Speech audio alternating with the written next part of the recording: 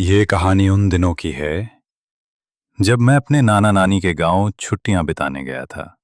वो गांव शहर से दूर था, लेकिन मुझे वहां की शांति और पुराने घर बहुत अच्छे लगते थे। हर सुबह मुर्गे की बांग, दोपहर को नीम के पेड़ के नीचे झपकी और शाम को खेतों की ठंडी हवा। लेकिन गांव के ठीक बाहर एक पुराना कब्रिस्तान था, बहुत पुराना। बचपन में जब भी मैं वहां से गुजरता, दादी कहती, शाम के बाद उधर मत जाना, वहां आत्माएं जागती हैं।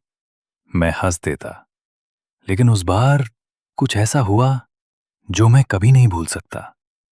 एक दोपहर मैं अपने कैमरे के साथ अकेला घूमने निकला। खेतों से होता हुआ कब्रिस्तान तक पहुंच गया। वहां पत्थरों पर नाम धुंधले हो चुके थे, कुछ कब्रों पर तो घास उगाई थी। मैंने एक अजीब सी शांति महसूस की। लेकिन तभी मेरी नजर एक टूटी फूटी कब्र पर पड़ी।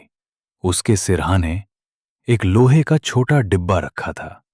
जिज्ञासा में मैंने उसे उठाया। काफी जंग लगा था, लेकिन जैसे तैसे खोलने में कामयाब हो गया। उसमें एक छोटी चमड़े की डायरी थी, बहुत ही पुरानी। उसके पन्ने पीले हो चुके थे। मैंने पहला पन्ना खोला।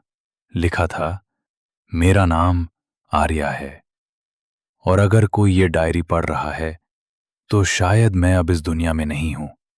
मैंने सोचा कोई बच्चा होगा जिसने बस यूं ही लिखा होगा। लेकिन जैसे जैसे मैं पढ़ता गया, मेरी रूह कांपने लगी। डायरी में लिखा था कि आर्या को कुछ दिखने लगा था। एक आदमी जो हर रात उसकी खिड़की के बाहर खड़ा रहता, कभी कुछ नहीं कहता, बस देखता। फिर उसने बताया कि वो आदमी अब उसके कमरे के अंदर आता है। और फिर एक रात वो गायब हो गई। उसके आखिरी शब्द थे, अगर मुझे कुछ हो गया तो मेरी कब्र पर यह डायरी जरूर रख देना। शायद मेरी आत्मा चैन पाए। मैं स्तब्ध रह गया। मैंने डायरी बंद की और वहां से भाग निकला। लेकिन उस रात मेरे साथ कुछ अजीब हुआ। मुझे लगा जैसे कोई मेरी खिड़की पर दस्तक दे रहा हो। एक बार, दो बार, तीन बार। मैंने डरते हुए पर्दा हटाया। वहां कोई नहीं था। मैंने खुद को समझाया, शायद भ्रम है।